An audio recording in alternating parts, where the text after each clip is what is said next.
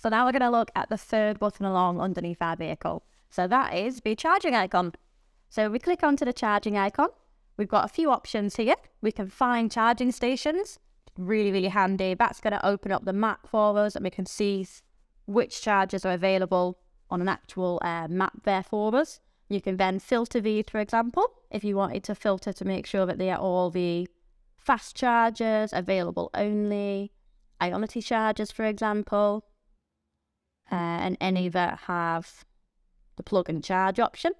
All of these are really handy filters because it means that you know before you even arrive that charger is going to fit in for what you're looking for.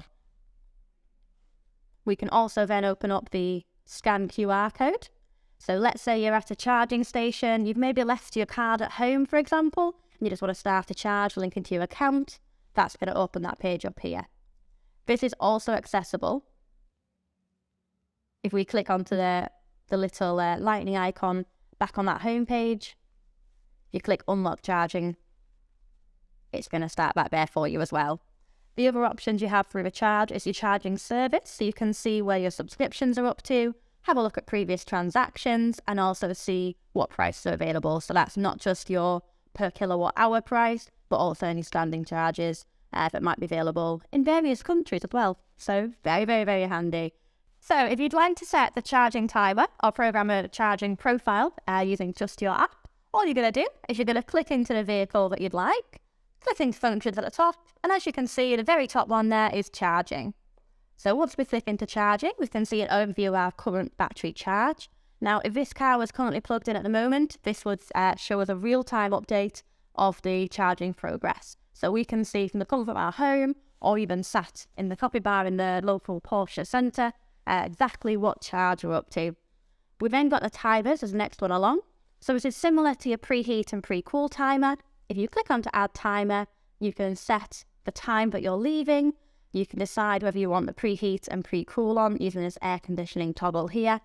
And we can set what charge we'd like our vehicle to be at. Now we recommend a charge of 85%. This is to help prolong your battery life. But obviously, if you were going for an even longer journey, you could always increase that. Then we just click on to confirm. And as you can see, it's there ready to go. If you want to turn that off, you could toggle that off and on. And if you decide that that timer is completely no longer necessary, you can click the delete icon at the top and delete as so. The other option you have when it comes to programming a schedule, if you like, is going to be profiles. So this can be location dependent. If you click on to add new profile, we could decide that whenever we are here at the Porsche South Lakes fast chargers, if I click onto the map here and select that charger, you see it's got M6 just there for you. Whenever we're here, we can make sure we have a minimum charge of, let's say, 40%. Now what that's going to do is that's going to rush up to 40% as fast as it possibly can, and then start charging as normal after that point. If you're at home, for example, and you have optimized charging, so a certain period where charging is a little bit cheaper, you could set a minimum charge of, let's say, 25% to make sure you've always got enough juice to quickly nip out should you need it. But then after that point, it's going to default to a preferred charging period. Now, let's say your electricity is a little bit cheaper between midnight and 6 a.m, for example. Once that's selected, it's then going to go a little bit quiet after it's gone from, let's say, 0 to 25%. Then it's going to continue at midnight to your normal charging rates. And after that point, again, just drop down to normal optimized charging. I'm going to click confirm. That's now saved in there. So that's all about charging and charging profiles on the My Porsche app. Stay tuned for some more tech tips.